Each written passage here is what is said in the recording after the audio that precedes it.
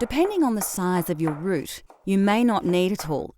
Add about a teaspoon to your mortar. Chop the krachai into small pieces. We are using krachai that is frozen, so it's quite soft now that it's thawed. If you have access to fresh, you may need to chop in finer. Carefully slice the zest off the kaffir lime, then dice it finely.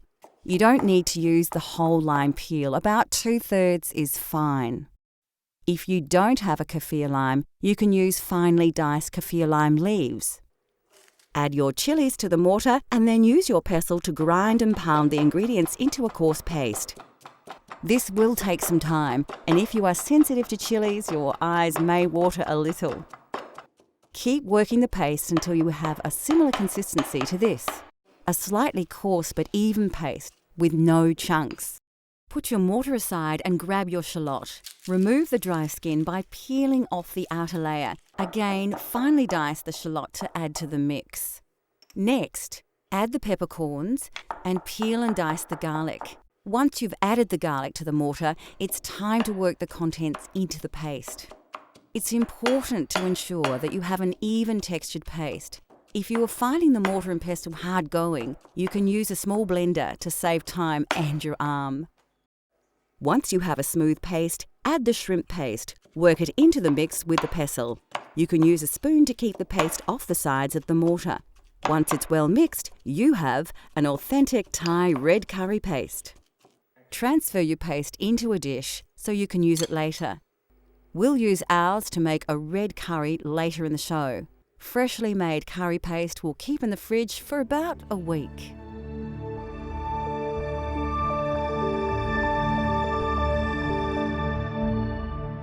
Like any cuisine, there is a wide and varied range of condiments and sauces that can greatly influence the taste of any dish.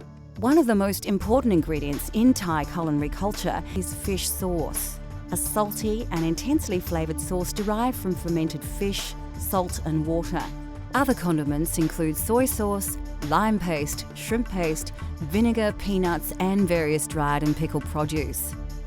Dried shrimp and shrimp paste, pickled fish and chilies, even pickled peppercorns may seem unusual and exotic to Western tastes, but are commonly found in popular Thai dishes. Still to come on Cultural Flavours Thailand, we spice things up with a tasty red curry, explore the mouth-watering array of Thai fruit and vegetables, and we get cooking with noodles.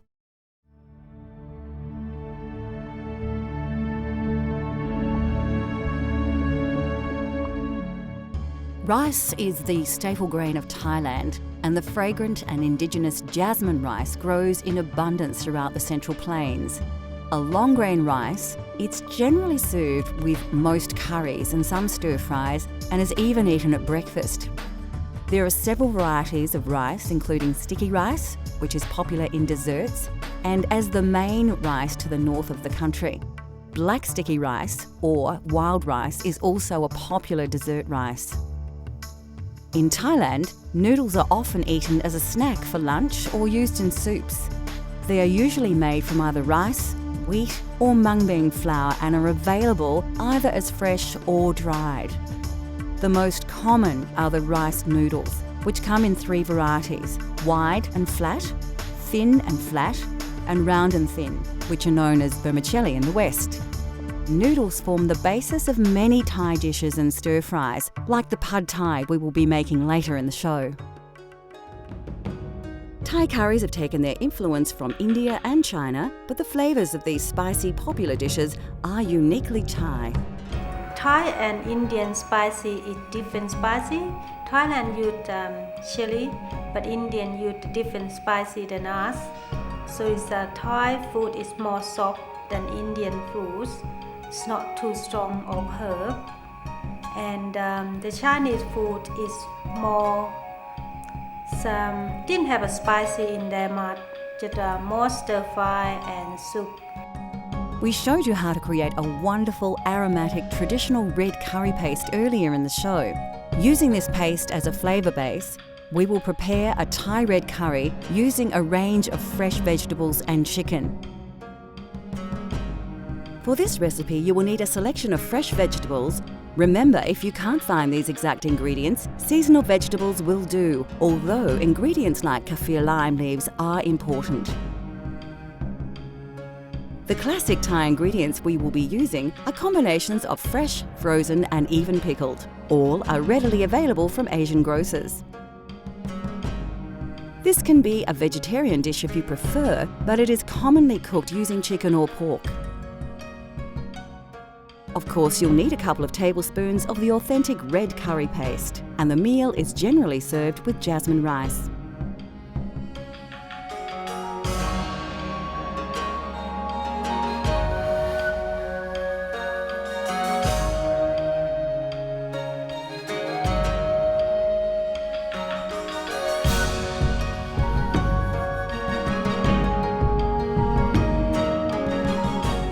Firstly, you'll need to prepare all your ingredients. Slice the snake beans, not too finely, into about 3 cm or 1.5 inch lengths. The capsicum needs to be cut lengthways, taking long slivers off the edges while avoiding the seeds at the core of the pepper. Then dice these slices, like so. Having peeled your carrot, slice it so it can cook quickly but still retain its texture. You can put all these vegetables into a bowl as they'll be used together.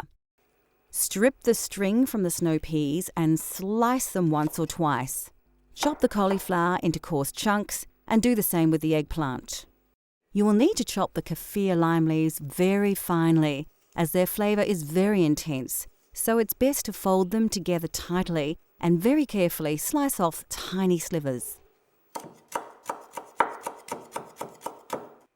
Add the bamboo shoots and karachai to your mix. Then you will need to get your rice cooking so it will be ready to serve with your red curry.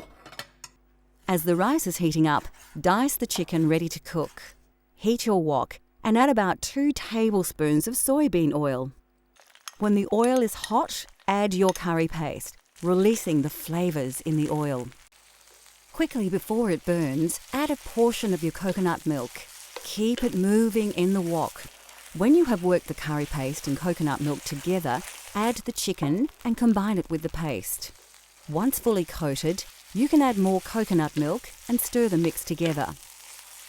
It's a good idea to add your coconut milk in stages.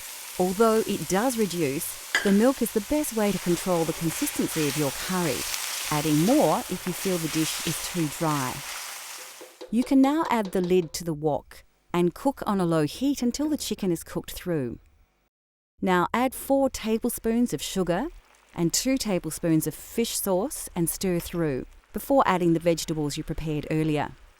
You can add the diced vegetables all at once, but ensure you stir them thoroughly.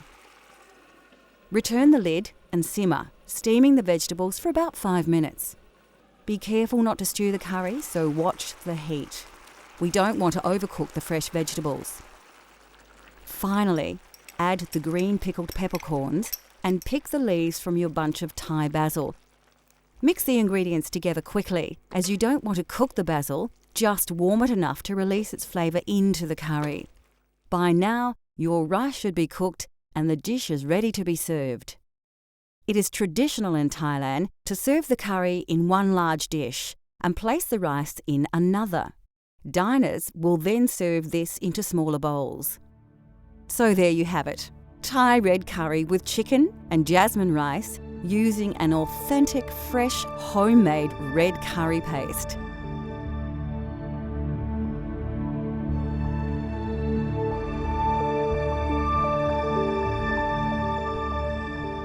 Situated within the tropics, this fertile country produces an abundance of aromatic herbs and spices, as well as many varieties of delicious fruit and vegetables. It is, therefore, not surprising that Thais have developed a cuisine that rivals any in terms of variety and diversity.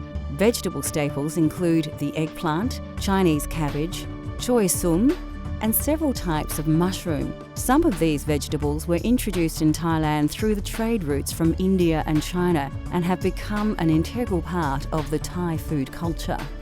Bean sprouts are also often added to various dishes. The sprouts are actually newly germinated mung beans and are crisp and sweet. Lesser-known vegetables to Western tastes include the snake bean, a versatile string bean that is extremely popular throughout Thailand. Like many vegetables, the snake bean has various names from different regions, and you may find them referred to as asparagus beans, long podded cowpeas, and the Chinese long bean, as well as the Indian-style eggplant. Thailand has its own eggplant varieties. These are cultivated in several colours and sizes, and although much smaller than the large purple aubergine we are familiar with, all are widely used in curries and stir-fries or dipped in sauces and eaten fresh. Spring onion, chives and mint are commonly added to lap, a sour salad with meat and chilli, or simply used as a garnish.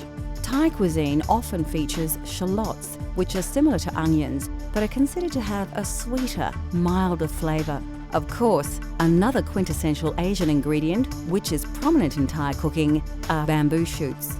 Shoots are used fresh or pickled and are usually sliced thinly, as they can have a woody texture, especially near the pith. Next on Cultural Flavours Thailand, we fire up the wok and our taste buds as we prepare a Thai family favourite and the country's national dish. Plus, we explore the many wonderful and exotic tropical fruits of Thailand. Pad Thai is a simple, flavoursome dish that is easy to prepare, healthy to eat, and most ingredients are readily available. In Thailand, we eat a lot of Pad Thai. Some people eat it for snack and lunch, dinner, but sometimes it's evening sup, like the nighttime sup. They have an all day, all night sale, and it's more popular in the easy way to make, and it's easy to buy everywhere. Have a Pad Thai, and it's quite heavy and solid meal as well.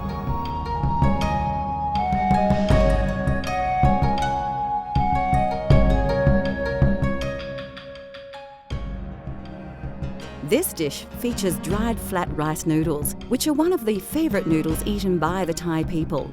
Pad Thai is considered a simple but flavoursome dish to prepare, and it has only a few key ingredients. We are using fresh prawns in our Pad Thai, but it is common to use chicken or both. To make the chilli flavour base, you'll need a mortar and pestle, a mature shallot, 2 cloves of garlic, and 5 dried red chillies. You can soak the chillies in water a couple of minutes before you use them.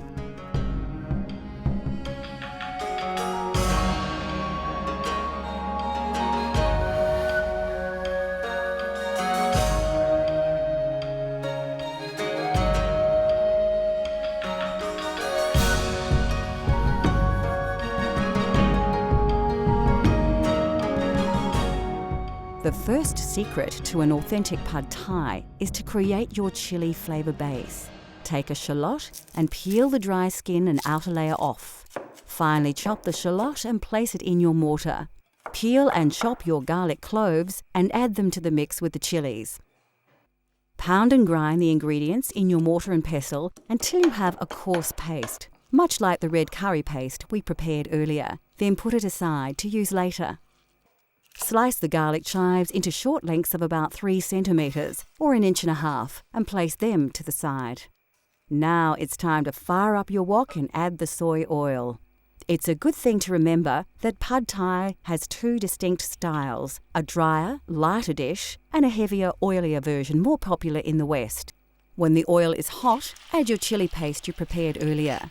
Really work the paste through the hot oil so you release all those delicious flavours and aromas.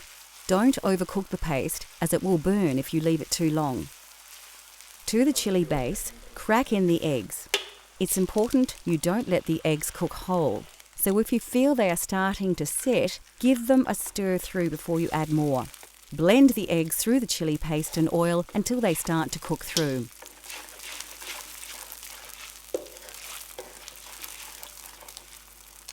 The prawns go into the wok next. It's a good idea to check the heat here to ensure you don't burn the eggs and keep stirring them so they don't stick to the wok.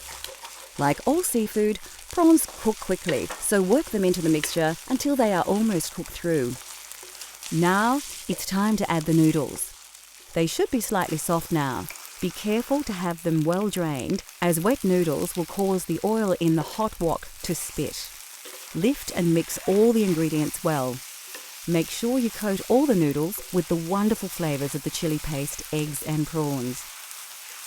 Once the noodles are well coated, add the sugar, fish sauce and the vinegar and work the ingredients through.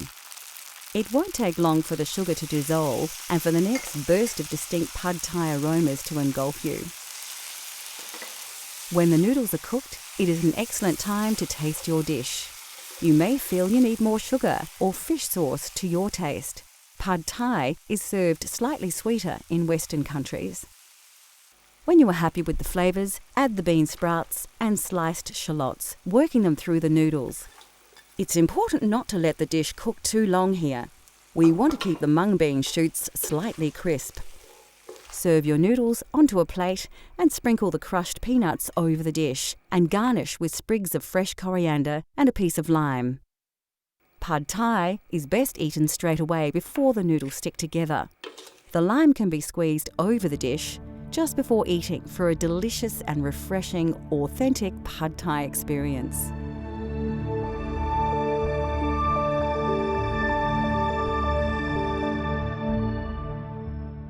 In Thailand, limes are used exclusively as an ingredient rather than lemons.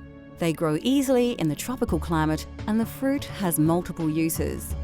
Kaffir limes are distinctively recognisable with their bumpy textured outer skin. The zest of the peel is often added to curry pastes and the fruit are sometimes thrown in whole to dishes such as tom yam. Of course, we have already mentioned coconut milk and cream. The flesh of a coconut is grated and boiled with water and strained through a cloth under pressure to produce the milk and cream so synonymous with southern Thai curries. And finally, it is customary to serve fresh fruit after a meal, and in Thailand there are many wonderful and exotic fruits to enjoy. Delicious produce to tempt already satisfied diners include such treats as large ripe papaya, the sweet and tangy mangosteen, fleshy but sweet rambutans, and many tropical delights common to that part of the world.